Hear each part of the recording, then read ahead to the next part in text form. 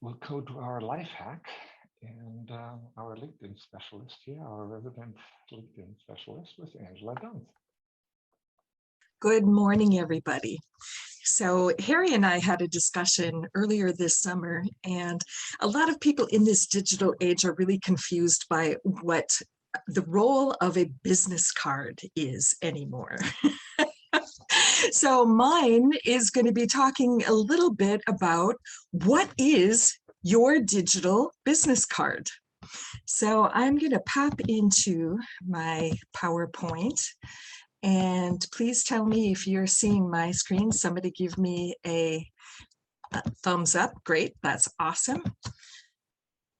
So this is going to be about what is your digital business card. And here's my question for you. When was the last time you actually exchanged a business card with a human being?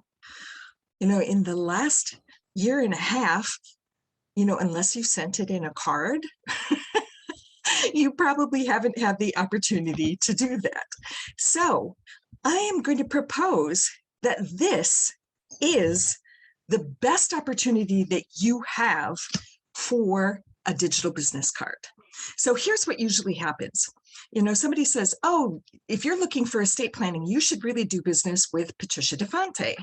And if you Google Patricia DeFonte's name, I don't care if you spend $1,000 a month on SEO. Generally, the first thing that's going to pop up is your LinkedIn profile. And this is what is called the above the fold view. Now, Patricia is a mom and she bakes apple pies. Now, if you're going to be talking about something as serious as estate planning, wouldn't you rather talk with a mom that bakes apple pies than somebody who doesn't care about you at all? It's a great way for her to establish trust. So let's dive a little bit deeper into what your digital business card really is. So the facts are, since COVID hit, over 70% of your potential clients are looking at your LinkedIn profile.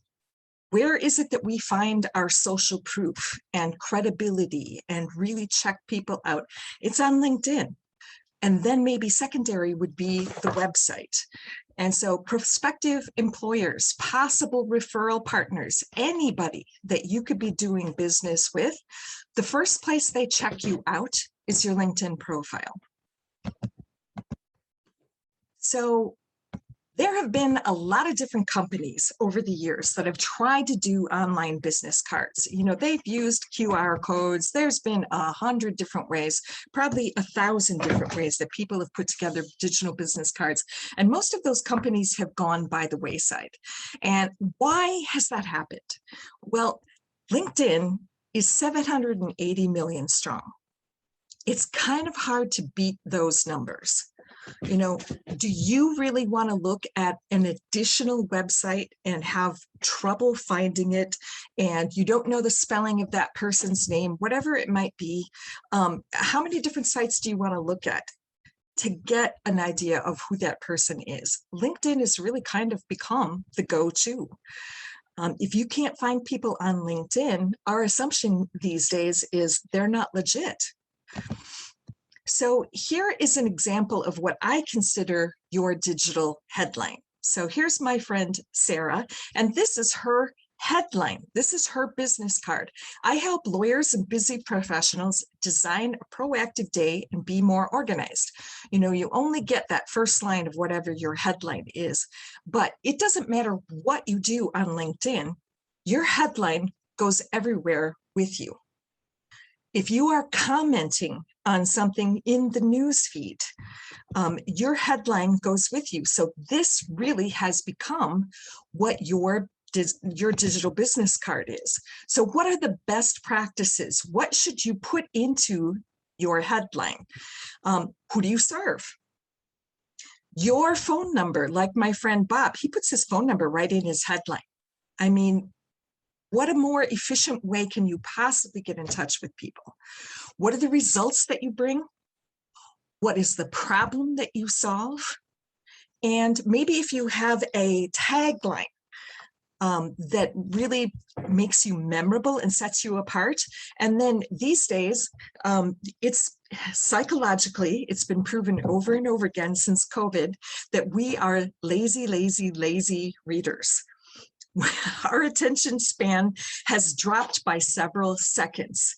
So if you can add color and use emojis, it's been proven psychologically that we will read at least to the color. We'll read that far. So if you incorporate color and emojis, if it's appropriate for your industry. Now, if you're an attorney, I'm not going to recommend that. Although I did work with an attorney, and what he says at the end of his headline is that he likes fast cars. And there's a lot of other attorneys that really identify with that. And he put a little red car icon at the end of his headline, and people mention that to him all the time. It makes him memorable. So what is the point of all of this? LinkedIn is really the best networking tool that we have right now. And what I want to encourage you to do is to make the very most of it.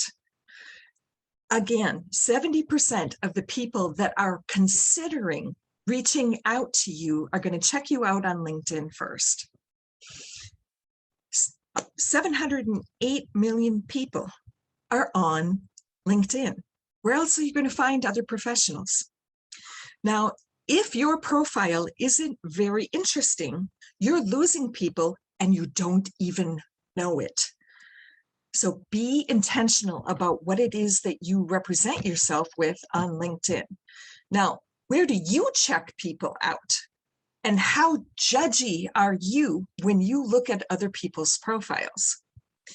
Your LinkedIn profile, and especially that above the fold view, that initial view that you get, is all about establishing your credibility, visibility, and trust. Those are the currency of online. That's where your wealth lies in the digital platform, is in credibility, visibility, and trust. If your above the fold view does not establish trust, people are probably never going to come back to it. So here's one more example. Some of you may remember David Gould. He spoke here. Now, doesn't that look like a business card? That is the above the fold view on LinkedIn. You know where he went to school. You know what the business name is. He tells you exactly what his function is. He helps executives communicate with clarity and confidence. Very simple, very sleek, great example. And then here's my friend Sarah. That also looks like a beautifully designed business card. Great logo, tells you what her education is, where is she located, and a nice long headline that tells you who she serves and what she does. So here's the real story behind all of this. It takes 12 to 17 touches with someone before they decide to do business with you. 12 to 17 touches. If they're a skeptic, it's going to be a lot more. How many of those are on LinkedIn? More than half. So your real currency is your presence on LinkedIn. And that's what I have to share with you this morning for your life hack. Wow. Thank you very much, Angela. That was compelling. I suddenly started to run through comparisons, and I was like, oh, okay, I have some work cut out for me. Awesome. That was very compelling. And I just share that someone, like so many people are reaching out to me on LinkedIn in my business. Someone offered me a like 6-figure project over LinkedIn. It's like really incredible how people are turning to it now than they were before. And I weekly am sending someone from LinkedIn a Calendly link so we can have like a virtual coffee. It's really amped up.